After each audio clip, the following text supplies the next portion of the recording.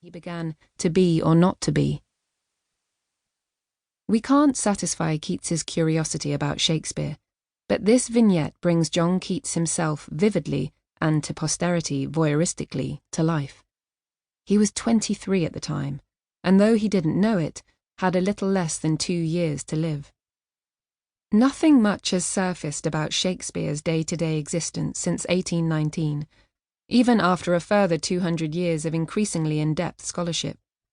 Although the posthumous impact of his works on culture, including electrically on Keats himself, is more recorded and expansive than that of any other English writer, Shakespeare the man remains resolutely disembodied, despite the efforts of his biographers, owing to the lack of surviving contemporary letters and diaries.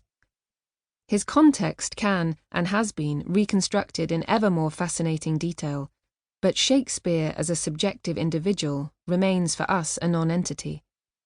He indeed seems the ultimate chameleon poet, as Keats put it, who has no self. Or chameleon poet, Camelion, to quote Keats in his original spelling, which is often quite idiosyncratic, as is his punctuation. We have a lot more detailed time-specific personal information about John Keats. We know, for example, exactly where he was when he wrote to George and Georgiana, by the dull light of a taper and with his back to the fire, at Wentworth Place, the house on the edge of Hampstead Heath, where he was then living as the lodger of his friend Charles Armitage Brown. It's now a museum called Keats House. You can visit it today and see the very fireplace where those dying embers clicked. These days, Keats House sits on a street renamed Keats Grove, in which the other houses are now prestigious properties, affordable only by international bankers, from which most 20-something writers in the London area would be priced out. It's a world away economically from that of the insecure Regency middle class to which Keats and his friends belonged, though the instability they lived through was not that far away from the experience of today's urban millennials.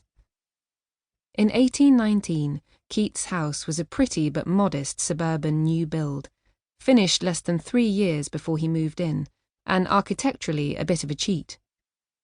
From the front, it looked like a symmetrically proportioned single villa, with a central front door and windows either side, like a child's drawing of what a house should look like.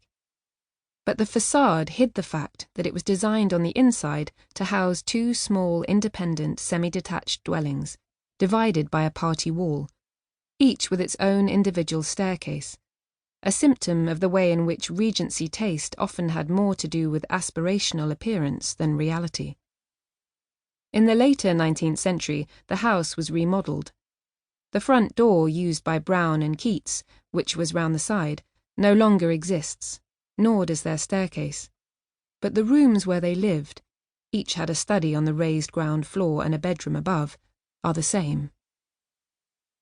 In the case of Keats's works, in contrast to those of Shakespeare, there are instances where testimony has survived to tell us something about the actual physical moment of composition.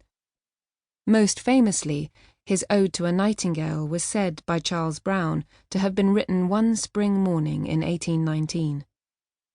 According to Brown's later recollections, Keats took a chair out into the garden after breakfast to sit on the grass under a plum tree, where a nightingale had built a nest. He came back into the house a couple of hours later with some scraps of paper, which he then proceeded, in Brown's account, to try to hide by thrusting them behind some books. In Brown's memoir of Keats, written more than a decade after the poet died, although not published until 1937, this becomes a parable of romantic unworldliness, of a Keats supremely uninterested in anything beyond the moment of inspiration. As Brown depicts it, it is he, Brown, who rescues the scribbled sheets, 4 or 5 in number, and gets them into shape. A job of work, he tells us, as the writing was not well legible. Happily, as Brown puts it, with his, Keats's, assistance I succeeded. Thus I rescued that ode. It's hard not to suspect that it was Brown's prying eyes that Keats was trying to circumvent when he thrust the papers behind the books, if that is indeed what happened. He was certainly not shy about publishing the ode.